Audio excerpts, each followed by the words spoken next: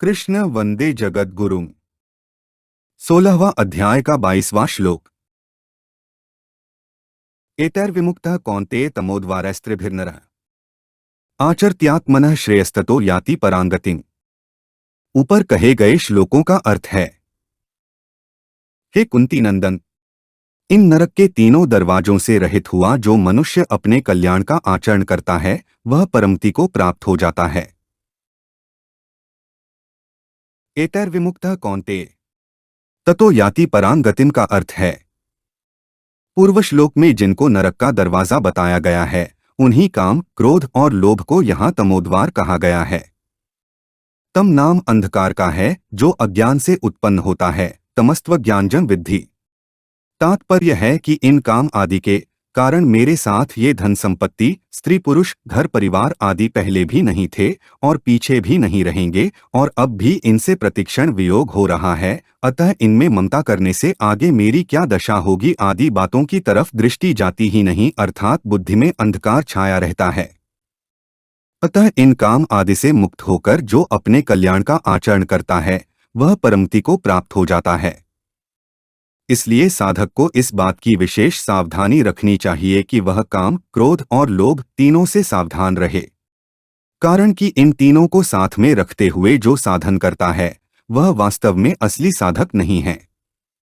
असली साधक वह होता है जो इन दोषों को अपने साथ रहने ही नहीं देता। ये दोष उसको हर समय खटकते रहते हैं क्योंकि इनको साथ में रहने का अवसर देना ही बड़ी भारी गलती है। मनुष्य साधन की तरफ तो ध्यान देते हैं पर साथ में जो कामक्रोधादि दोष रहते हैं उनसे हमारा कितना अहित होता है इस तरफ वे ध्यान कम देते हैं। इस कमी के कारण ही साधन करते हुए सदाचार भी होते रहते हैं और दुराचार भी होते रहते हैं, सद्गुण भी आते हैं और दुर्गुण भी साथ रहते हैं। जप, ध्यान, कीर्तन, सत्संग, स्वाध्याय, तीर्थ, व्रत आदि करके हम अपने को शुद्ध बना लेंगे ऐसा भाव साधक में विशेष रहता है, परंतु जो हमें अशुद्ध कर रहे हैं उन दुर्गुण दुराचारों को हटाने का ख्याल साधक में कम रहता है। इसलिए नींद खुलने से लेकर नींद आने तक और जिस दिन पता लगे उस दिन से लेकर मौत आने तक सबका सब समय परमात्म तत्व के यानी कि सगुण निर्गुण के चिंतन में ही लगाए। चिंतन के सिवाय काम आदि को किंचन मात्र भी अवसर न दे। एतैर्विमुक्तः का यह मतलब नहीं है कि जब हम दुर्गुण दुराचारों से सर्वथा छूट जाएंगे तब साधन करेंगे, किंतु साधक को भगवत प्राप्ति का मुख्य उद्देश्य रखकर इनसे छूटने का भी लक्ष्य रखना है।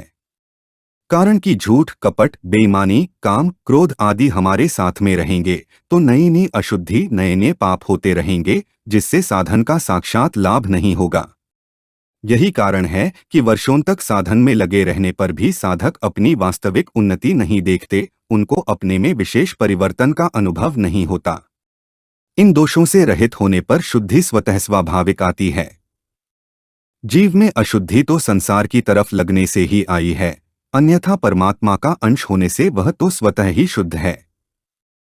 श्रेय आचरति का तात्पर्य यह है कि काम, क्रोध और लोभ इनमें से किसी को भी लेकर आचरण नहीं होना चाहिए, अर्थात असाधन यानी कि निषिद्ध आचरण से रहित शुद्ध साधन होना चाहिए।